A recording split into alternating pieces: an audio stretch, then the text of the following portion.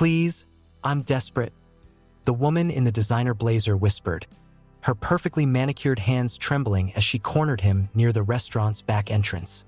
Marcus Weber stood frozen, his waiter's apron still damp from the evening rush, staring at this stranger who somehow knew his name. She was Helena Schneider, the woman whose face graced business magazines, the CEO who'd just been seated at table 7 less than an hour ago.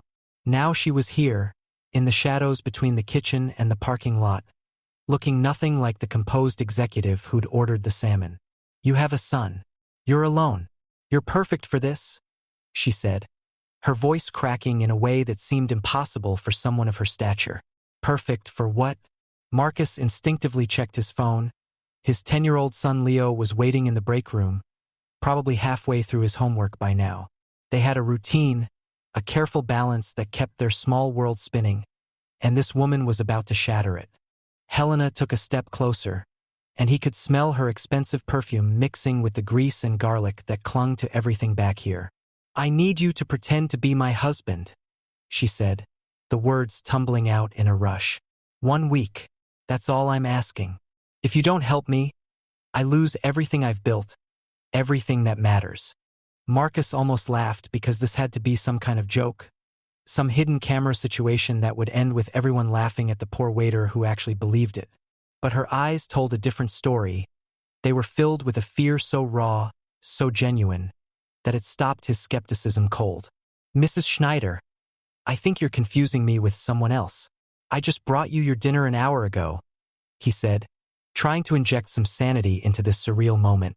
She shook her head violently, her carefully styled hair coming loose. No confusion. I've been watching you, Marcus. You've been my server 4 times in the past month.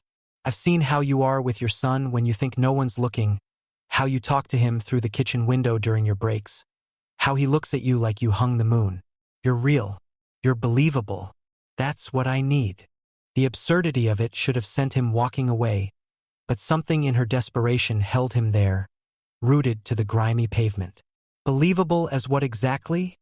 he asked, his voice careful. "As my husband. As the man who saved me from becoming just another bitter divorcee. As the father figure who helped my daughter find her voice again." She was pacing now, her heels clicking against the concrete in an agitated rhythm. "I'm about to close the biggest merger of my career, a deal that will secure my company's future for the next 50 years. But the man I'm merging with, Friedrich van der Berg, he's not like other businessmen. He doesn't just look at balance sheets and profit margins. He looks at character, at family, at stability. His entire philosophy is built on the foundation of a strong family unit, and he's flying in from overseas in 3 days to have dinner with me and mine. It's the final test, the last hurdle, and I'm about to fail spectacularly." Marcus felt his stomach tighten. "What's wrong with your actual family?" he asked, though he suspected he already knew the answer. The way her face hardened told him everything. "My actual family," she said, her voice dropping to something cold and bitter, "consists of my ex-husband Thomas, who left me 18 months ago for someone half my age, and my 8-year-old daughter Emma, who hasn't spoken a single word since the day he walked out. Not one word, Marcus. The therapists call it selective mutism triggered by trauma. The expensive specialists I've hired call it a complex psychological response. I call it my failure as a mother, and Thomas knows about this merger. He knows van der Berg's reputation, his obsession with family values, and he's threatening to destroy everything. He's going to call van der Berg's office, tell him I'm an emotional wreck, that my daughter is damaged, that I'm a fraud who can't even keep her own family together. He'll sabotage this deal just to watch me fall." She was looking at him now with an intensity that made him uncomfortable, like she could see straight through to every desperate corner of his life. "I saw you tonight with Leo, how you helped him with his math homework during your break, how you made him laugh even though you were exhausted. You're a single father, Marcus. You need money. I can give you $500,000 cash untraceable for 1 week of your time. You move into my home, you play the part of my devoted husband, you smile for the old man, and then you disappear back to your life. No one gets hurt, and you never have to worry about rent or Leo's future again. $500,000. The number hit him like a physical blow, stealing the air from his lungs. That was everything. A house instead of their cramped apartment. Leo's college fund fully secured. An end to the constant anxiety that kept him awake at night calculating bills and wondering if one unexpected expense would topple their entire existence. He could breathe again. He could give his son the life he deserved, the life his late wife would have wanted for them both. But as he looked at Helena Schneider standing there in her $1,000 outfit, seeing him not as a person but as a convenient solution to her problem, something in him rebelled. She thought she could buy him, control him, use him like a prop in her carefully staged performance. She saw desperation and assumed compliance, never considering that a man who served food for a living might have dignity, might have conditions of his own. "I won't take your money," Marcus said, his voice quiet but absolutely firm. Helena blinked, genuine shock replacing the calculating confidence in her eyes. "What? Of course you will. I'll make it 700,000. Just name your price, Marcus.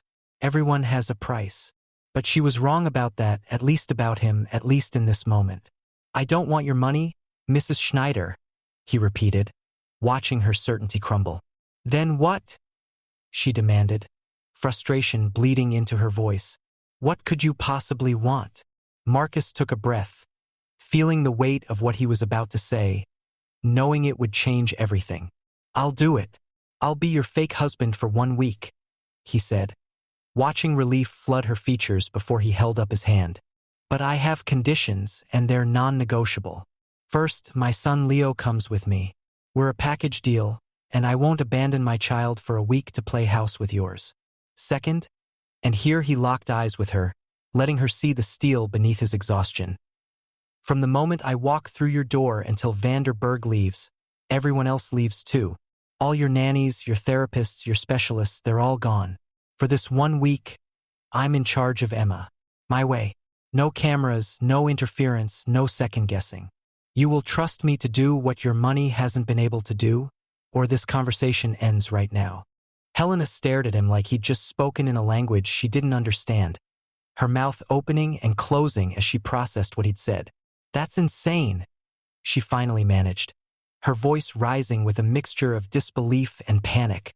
"My daughter has round-the-clock care, specialists who've trained for years, therapists who cost more per hour than you probably make in a week, and you want me to just send them all away?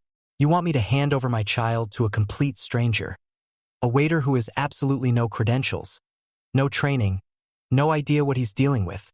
Marcus didn't flinch at her words, didn't let the dismissiveness in her tone shake his resolve.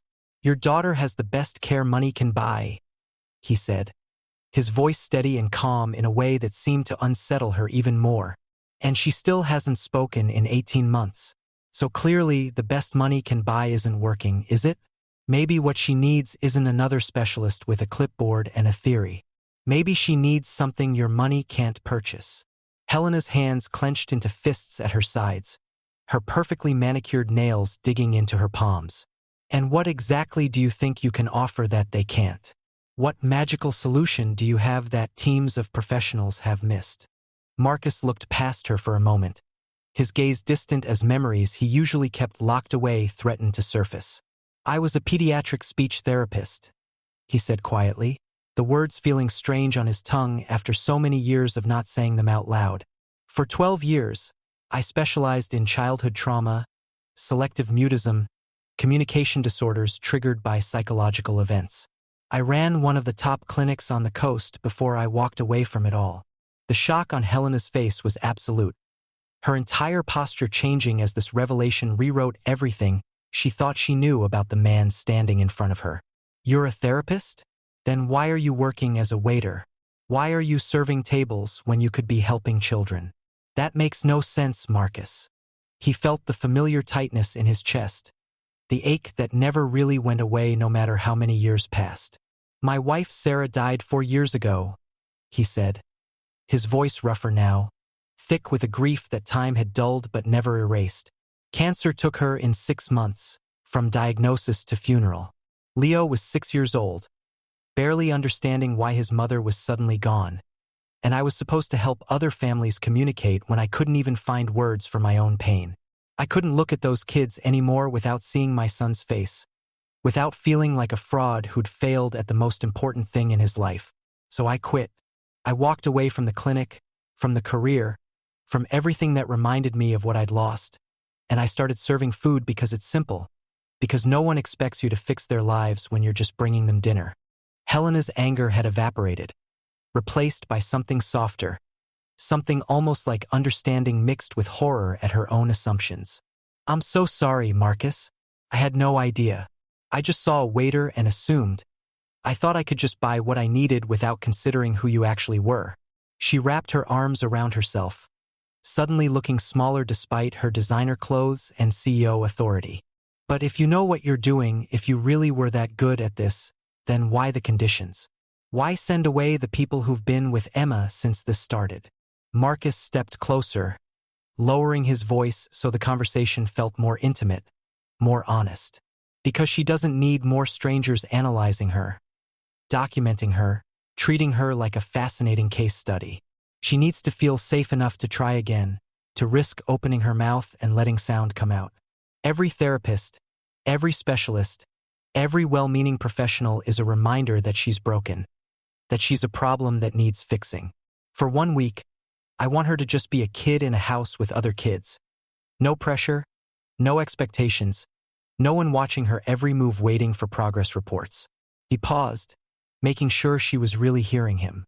"Your ex-husband left, her world fell apart, and in her mind, talking became dangerous because the last time she was happy and vocal, everything she loved disappeared.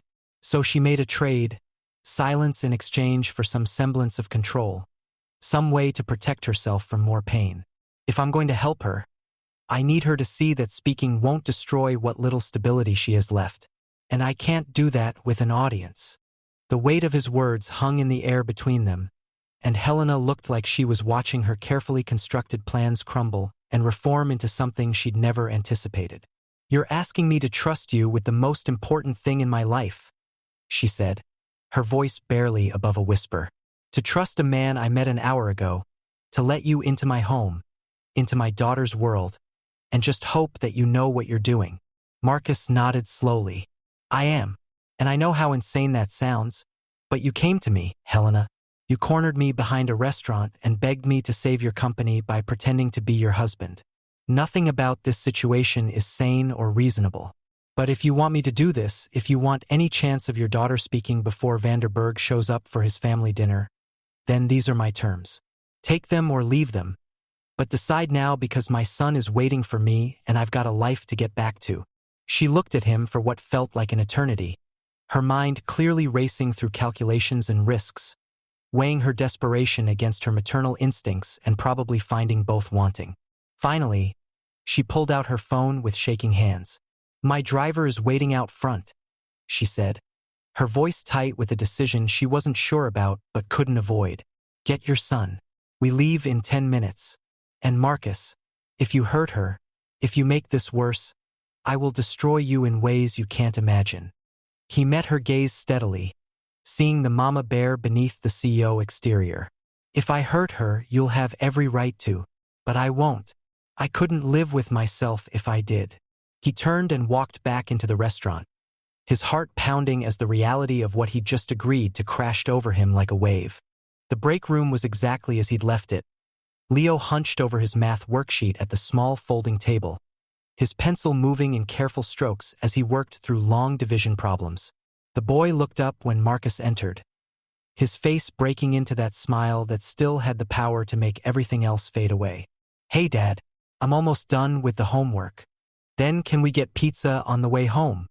Leo asked, his voice bright with the easy optimism of a 10-year-old who trusted his father to keep the world spinning correctly.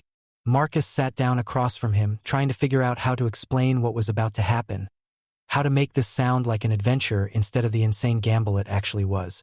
"Listen, buddy, something came up. Something unusual and kind of exciting, but I need you to trust me and roll with it. Okay?"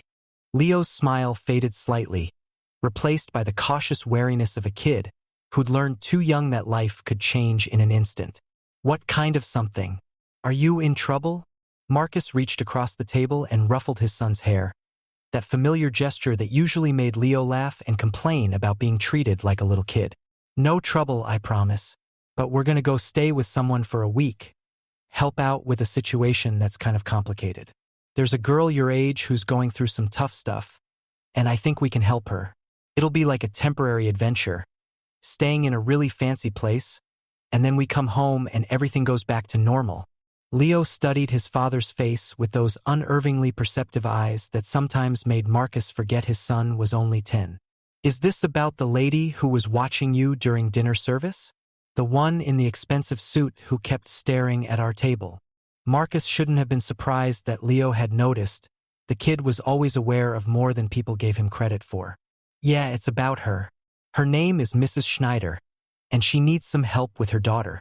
I used to do this kind of work before you were born, helping kids who stopped talking, and I think I can help this girl.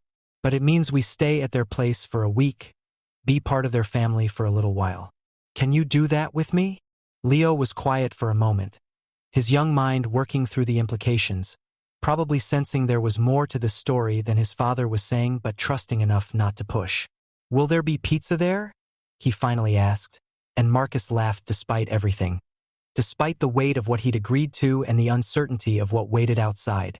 I'll make sure there's pizza, buddy. Now pack up your stuff. We've got a car waiting. The car wasn't just a car.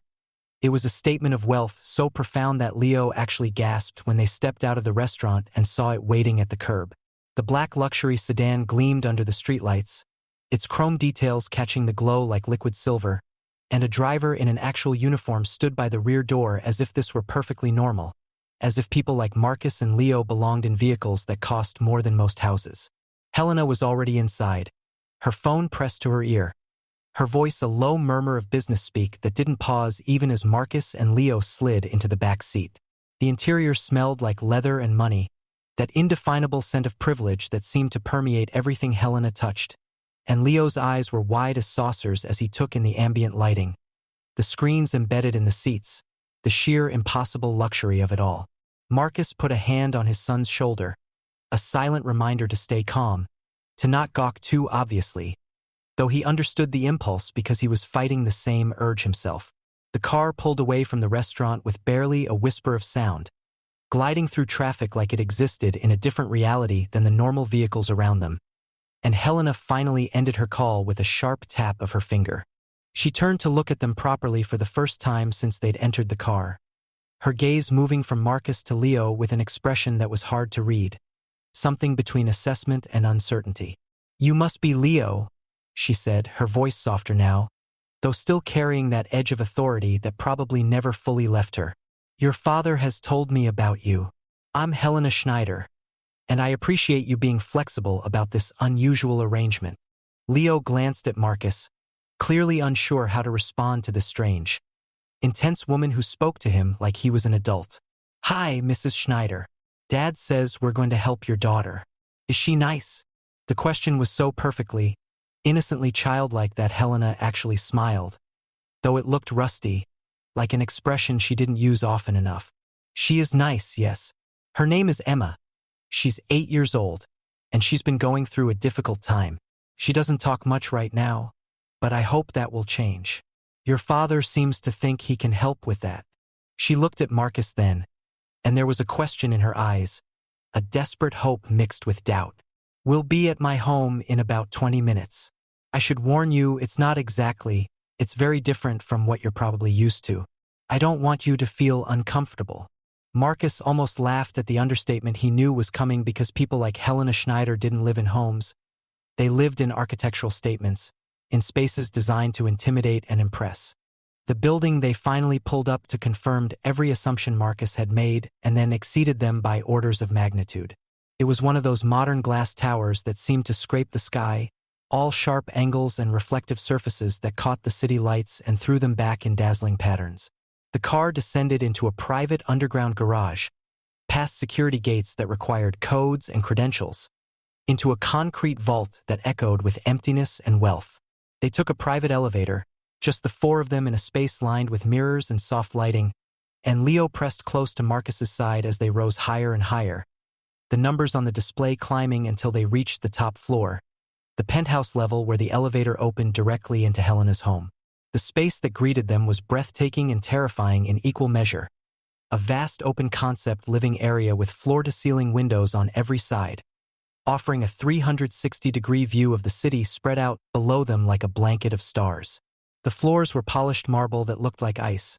The furniture was all modern minimalism in shades of gray and white, and there wasn't a single personal touch visible, no photographs, no clutter, no sign that actual humans lived here rather than visiting occasionally between business trips.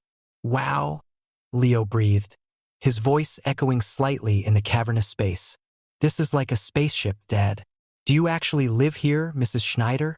Helena set her purse down on a console table that probably cost more than Marcus made in a year. "I do, though I spend more time at the office than I should. Mrs. Chun is my housekeeper.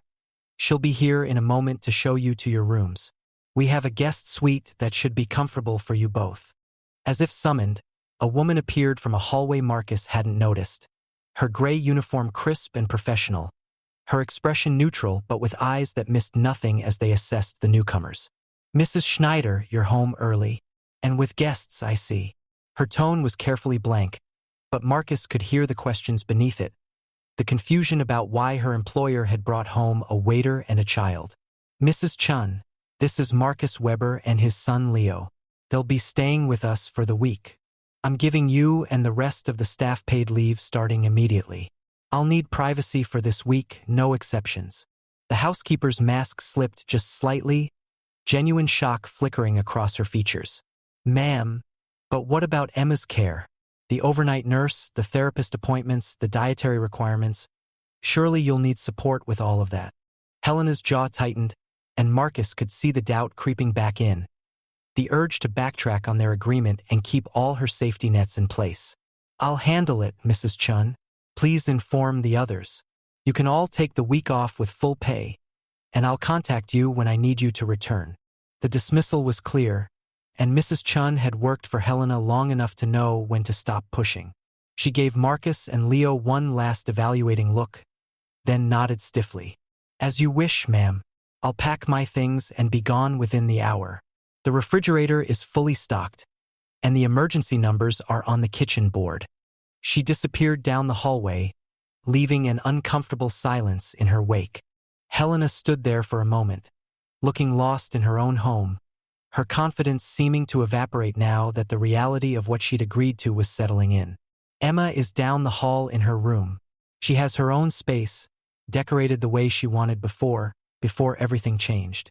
She's probably asleep by now, or at least pretending to be. She's gotten very good at pretending.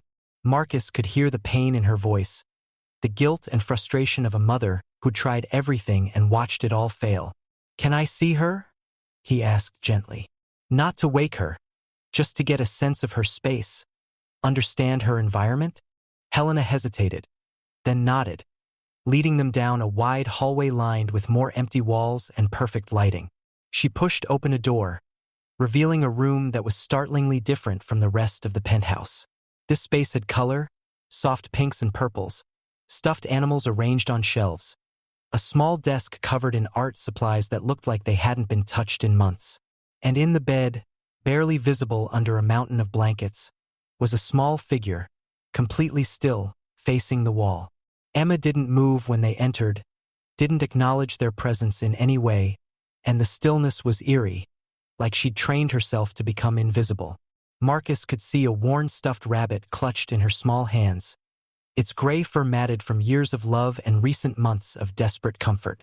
He didn't try to speak to her, didn't approach the bed, just stood in the doorway taking in the details, the therapeutic posters on the walls about feelings and communication, the white noise machine humming softly in the corner, all the tools and tricks that were supposed to help but had become just another cage. He backed out quietly and Helena closed the door with a soft click. "She doesn't sleep well," Helena whispered as they walked back to the living area. "She has nightmares, wakes up crying but still won't speak, won't tell me what she's dreaming about. I've tried everything, Marcus. Every therapy, every approach, every expensive specialist who promised they could unlock whatever door she's locked herself behind. And nothing works. She just gets further away." Marcus could hear the desperation in her voice, the fear that her daughter was lost to her forever. "She's not gone, Helena. She's just scared. Tomorrow we start changing that. But tonight, everyone needs to rest. Show us where we're sleeping, and then you should try to get some sleep too. You look exhausted. She laughed, a bitter sound. I haven't slept properly in 18 months. But you're right, we all need rest. Tomorrow Vanderberg's assistant calls to confirm dinner arrangements, and the clock officially starts ticking. 3 days, Marcus. We have 3 days to turn this disaster into something that looks like a functional family. Morning came too quickly, the city beyond the windows shifting from darkness to a pale gray dawn that did nothing to warm the cold perfection of the penthouse. Marcus woke to the sound of Leo's soft breathing in the bed next to him. The guest suite they'd been given was larger than their entire apartment, with its own bathroom done in marble and chrome, a sitting area with furniture that looked like it had never been sat on, and a view that made his stomach drop every time he looked down at the tiny cars moving through the streets far below. He'd barely slept, his mind racing through treatment approaches and strategies, remembering techniques he'd thought he'd forgotten, feeling the weight of what he'd promised settling onto his shoulders like a physical thing. He slipped out of bed carefully, not wanting to wake Leo yet, and padded barefoot across the cold marble floors toward the kitchen, following the scent of coffee that told him Helena was already awake. She was standing by the floor-to-ceiling windows, silhouetted against the rising sun, still wearing what looked like the same clothes from last night, her phone in one hand and a coffee cup in the other. She didn't turn when he entered, but her shoulders tensed, acknowledging his presence. "I've been thinking about your conditions," she said, her voice hoarse from lack of sleep or maybe from crying. Marcus couldn't tell which. "About sending everyone away, putting Emma in your hands with no safety net, no backup plan if this goes wrong.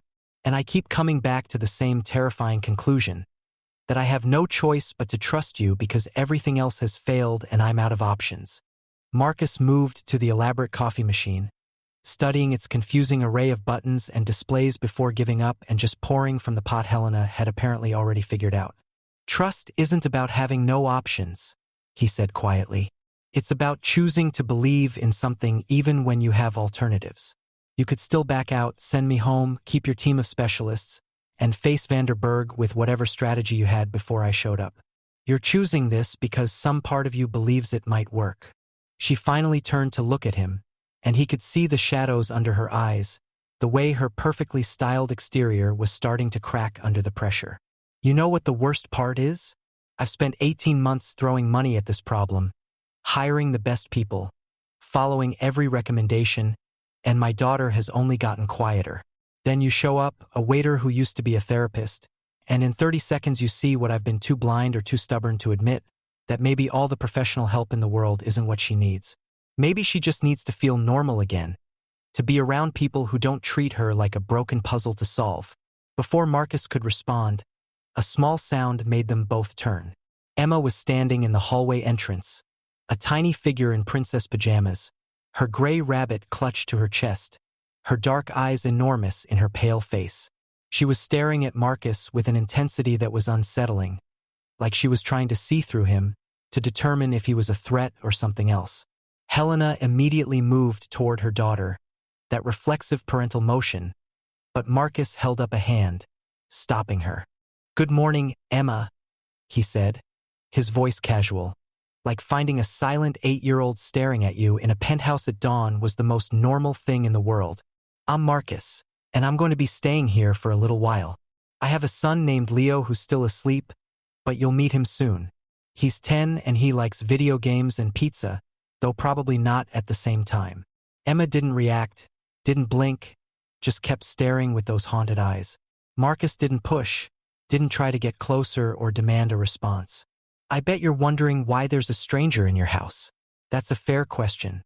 Your mom asked me to visit because I used to work with kids, helping them with some stuff, and she thought maybe I could hang out with you for a bit.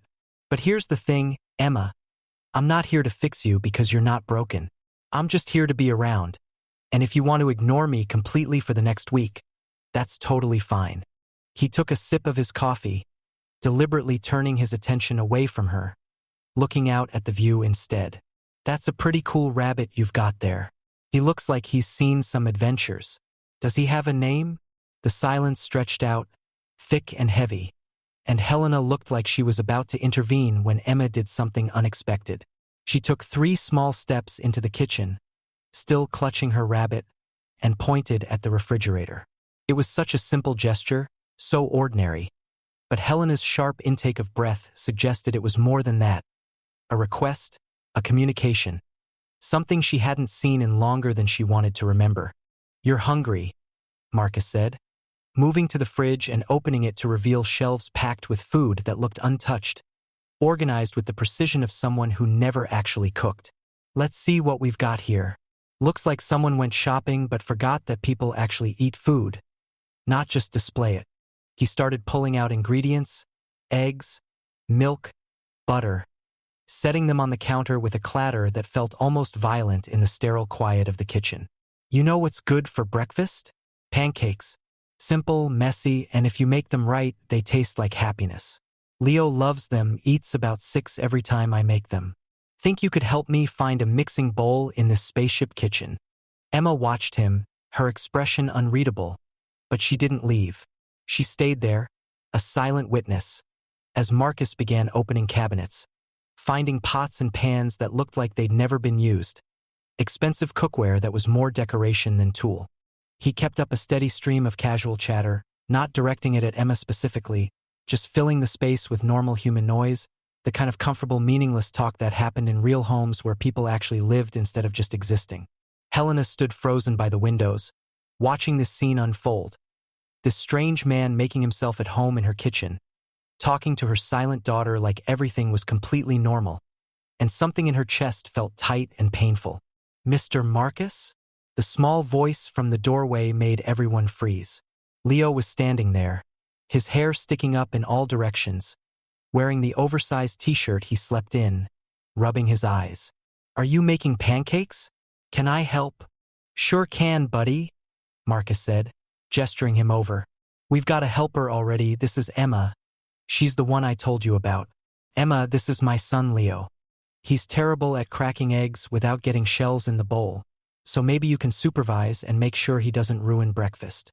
It was such a normal family moment, so utterly ordinary, and yet in this cold, perfect penthouse with its silent, damaged child and desperate mother, it felt revolutionary. Leo bounded over to the counter with the unselfconscious energy of a kid who hadn't learned yet that some situations required tiptoeing.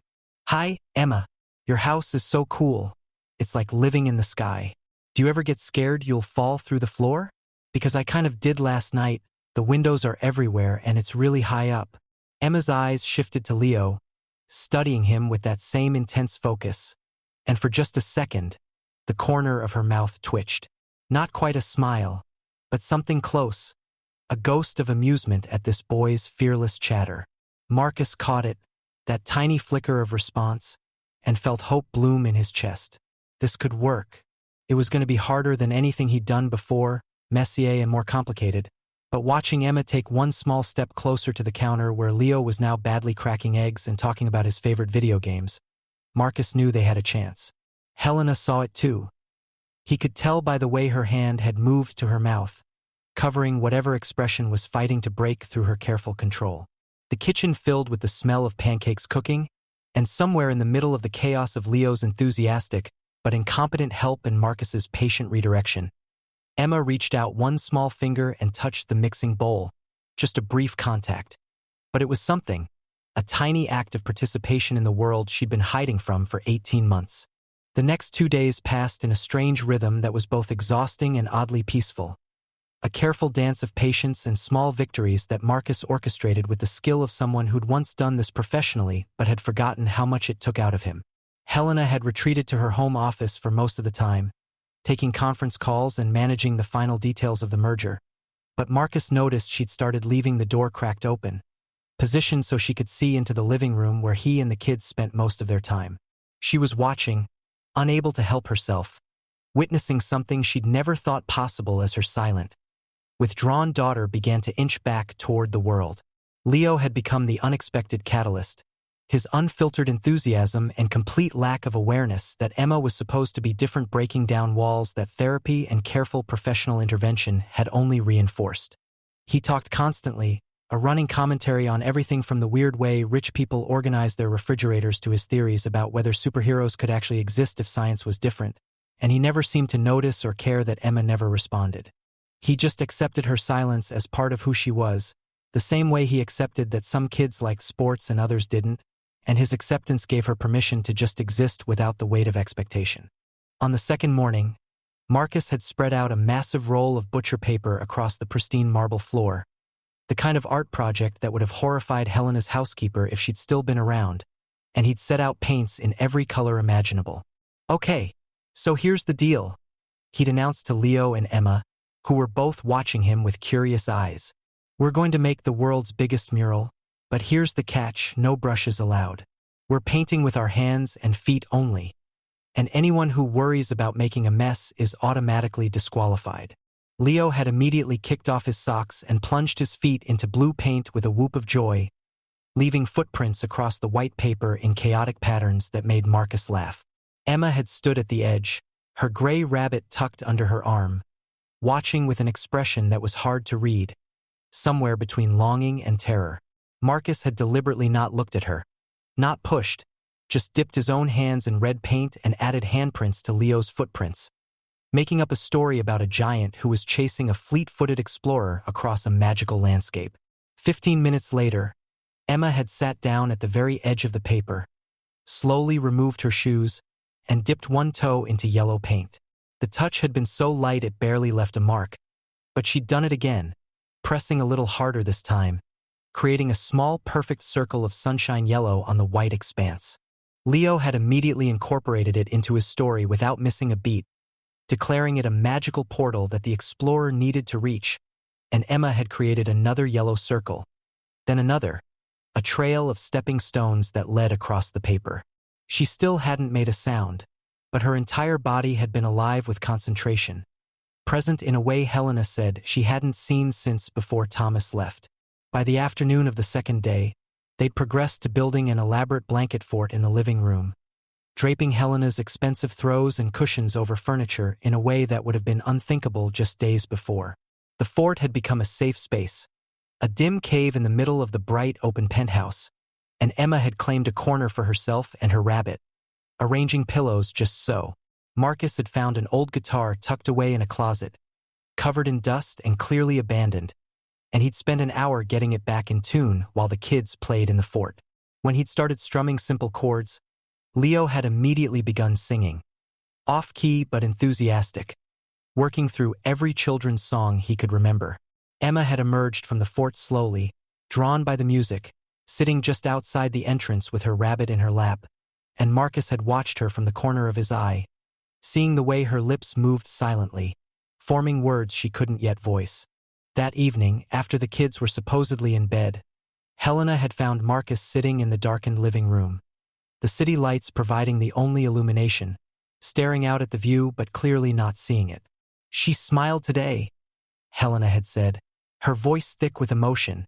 "When Leo was telling that ridiculous story about the portal, I saw her smile. Not just the almost smile she's given a few times, but a real smile, the one I thought I'd never see again." Marcus had nodded, exhausted in a way that went beyond physical tiredness. "She's in there, Helena. She's just scared that if she comes back all the way, if she lets herself be happy and loud and present, something else terrible will happen.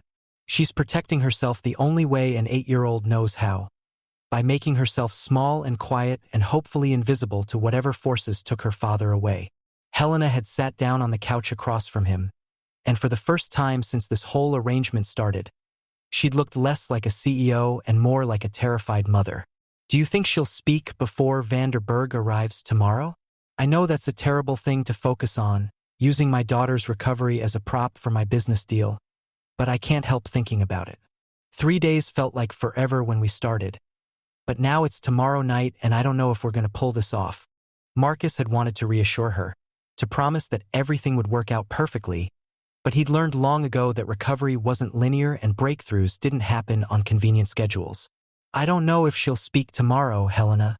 I don't even know if she'll speak this week. What I do know is that she's trying. She's engaging with the world again in small ways, and that's progress even if it doesn't look like the miracle you need."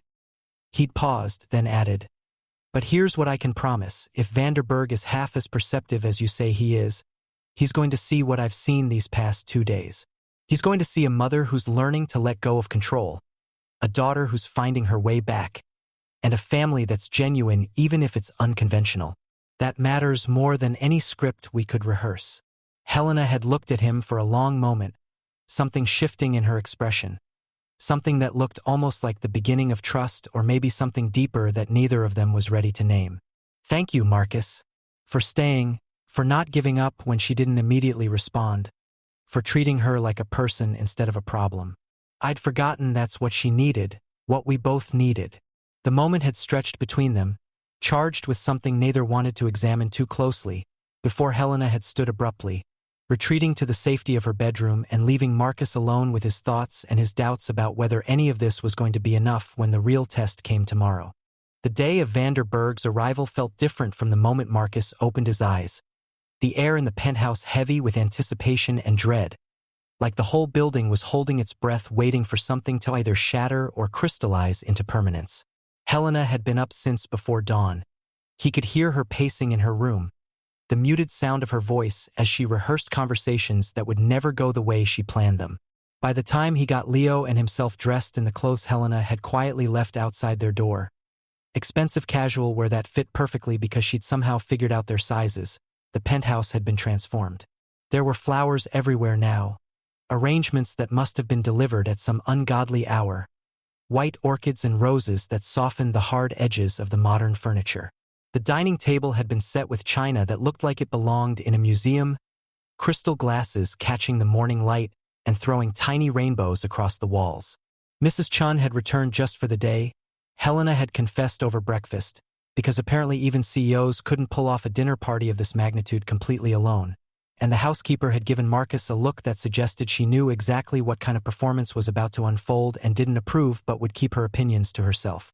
Emma had been quiet all morning, quieter than usual if that was even possible, and Marcus could see the tension in her small body, the way she clutched her gray rabbit and stayed close to the walls as if trying to disappear into the expensive wallpaper. She knew something important was happening, could feel the anxiety radiating from her mother despite Helena's attempts to appear calm, and it was making her retreat back into the shell they'd spent 2 days coaxing her out of.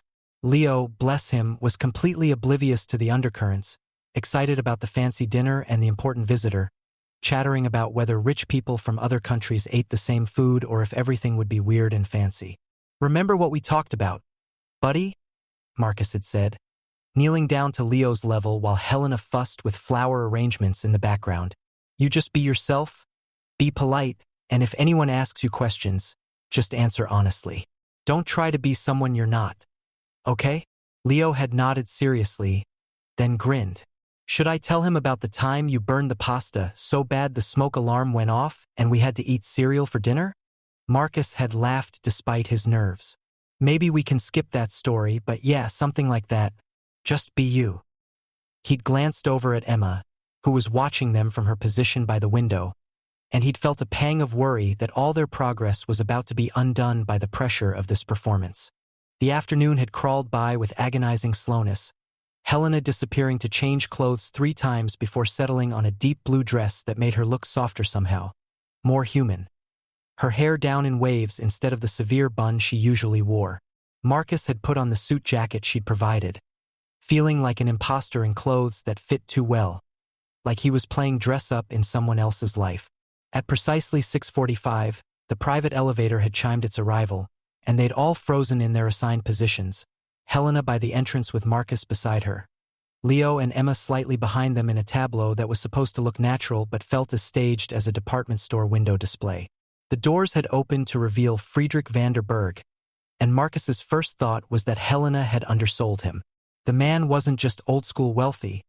He radiated a kind of old-world authority that made the modern penthouse suddenly feel cheap and temporary.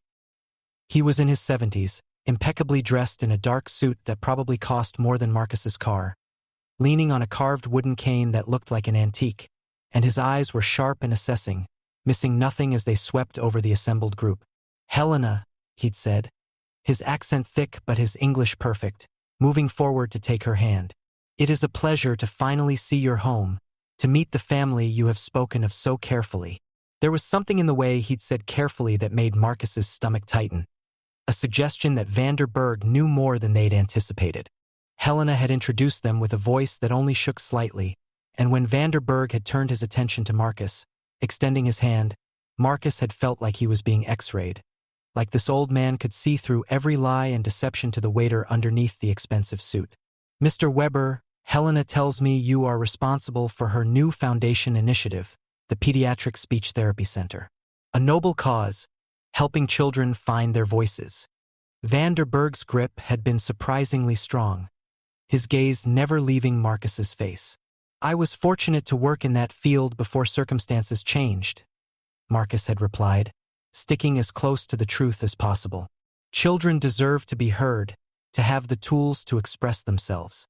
It's easy to forget how fundamental communication is to being human." Vanderberg had nodded slowly, something shifting in his expression. "Indeed, and these must be the children." He turned his attention to Leo first, who'd given a small awkward bow that was adorable and completely unnecessary, making the old man's lips twitch with amusement. "Hello, sir. I'm Leo. Your cane is really cool. Is it an antique?" Vanderberg had actually smiled then, a genuine warmth breaking through his formal exterior. "It is, young man. It belonged to my grandfather, and before that, his grandfather. Some things are worth preserving across generations." Then he'd looked at Emma, and Marcus had felt his heart rate spike because this was the moment everything could fall apart. Emma had immediately hidden behind Marcus's leg, her face pressed against his pants. Her rabbit clutched so tight her knuckles were white, and Marcus had felt her trembling. Vanderberg had not pushed forward, had not tried to force interaction. Instead, he'd slowly, carefully, lowered himself to one knee with obvious effort, bringing himself down to her level. "Hello, Emma," he'd said softly, addressing not her but the gray rabbit. "Your friend there looks very wise. I had a rabbit much like him when I was young in the old country. His name was Friedrich, same as mine, because I could not think of anything better at 5 years old." He'd reached into his pocket and pulled out a small carved wooden figure, a rabbit standing on its hind legs. "This was made for me by my father, to remind me of my rabbit when I grew too old to carry the real one. Perhaps your rabbit would like to keep it safe for a while." He'd placed it gently on the floor, not trying to hand it to Emma, just leaving it there as an offering. Emma had peeked out from behind Marcus, her eyes fixed on the carved rabbit, and for a long, breathless moment, no one had moved.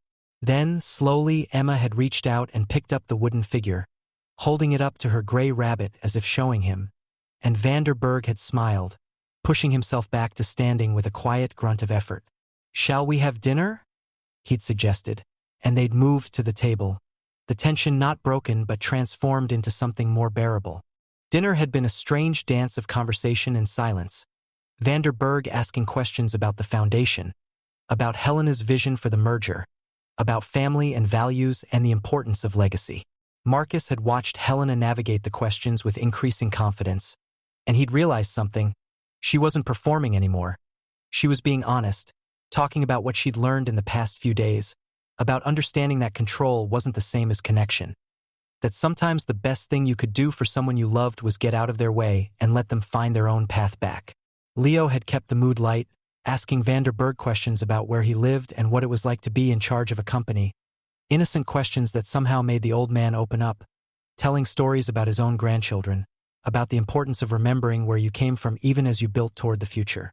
Emma had sat silent throughout, pushing food around her plate but occasionally looking up, watching the adults with those enormous dark eyes, and Marcus had seen her lips moving occasionally, silent words that no one else seemed to notice but that gave him hope. They'd been clearing the dessert plates, Mrs. Chun moving efficiently in the background, when the private elevator had chimed again, unexpected and wrong because no one else should have access. Helena had frozen, her face going pale, and Marcus had known before the doors opened who it would be, the only person with enough spite and determination to ruin this carefully constructed evening.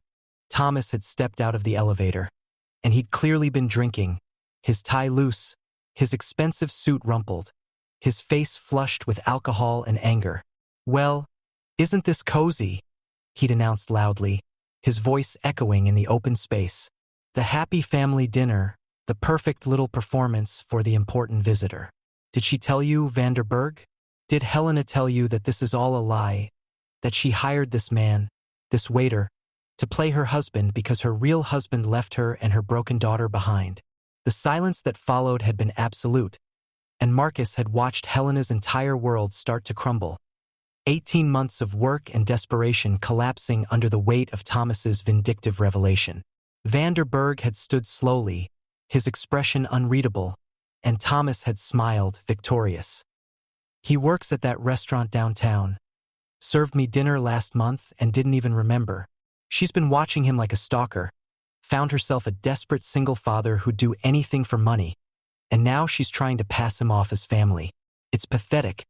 And you deserve to know before you tie your company to this fraud.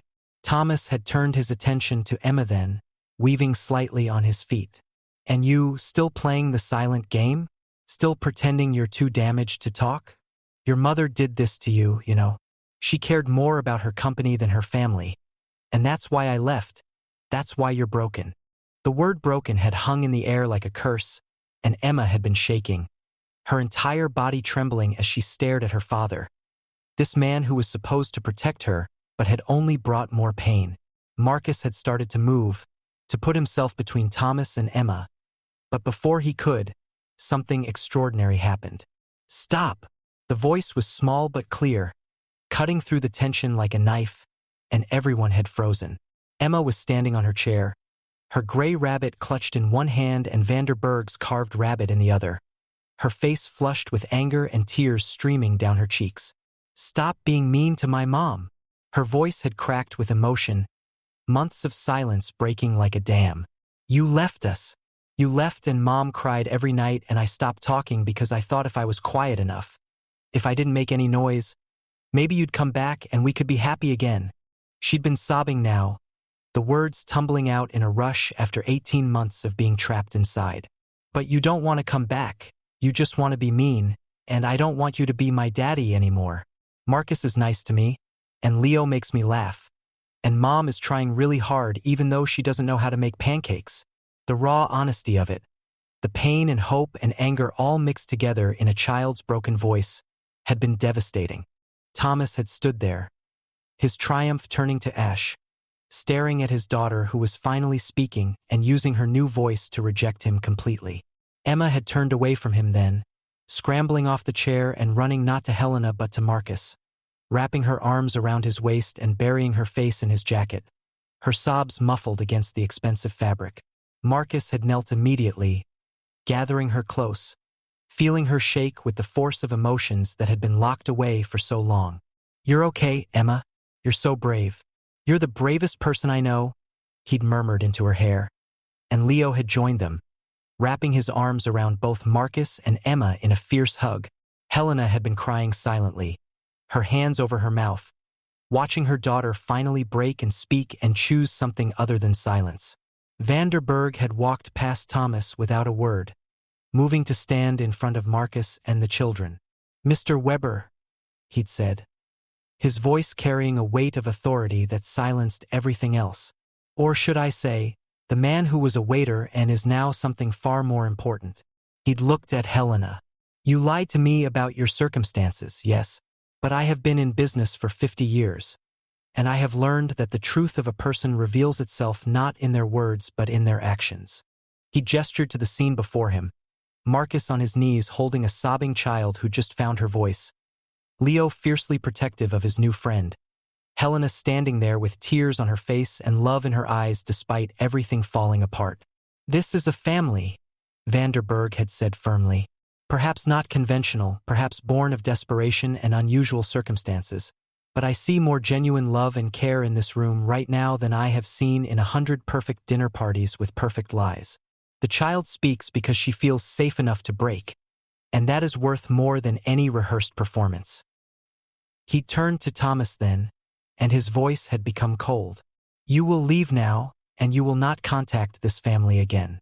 I have associates who will ensure this, legal and otherwise. A man who would use his own child's pain as a weapon is not a man at all. Thomas had opened his mouth to protest, but something in Vanderberg's expression had stopped him. He'd looked at Emma one last time, seeing her cling to Marcus instead of him, and whatever small piece of humanity he'd had left had crumbled. He'd walked back to the elevator in defeat, and the silence after he'd gone had been different. Not empty but full, pregnant with possibility. Emma had finally pulled back from Marcus, her face red and streaked with tears, and she'd looked at Helena with an expression that was heartbreaking in its hope. "Mommy, I'm sorry I stopped talking. I was scared you'd leave too." Helena had crossed the distance between them in 3 steps, dropping to her knees and pulling Emma into her arms with a force that spoke of 18 months of desperate longing. "Never, baby. I will never leave you. I'm sorry I didn't know how to help you.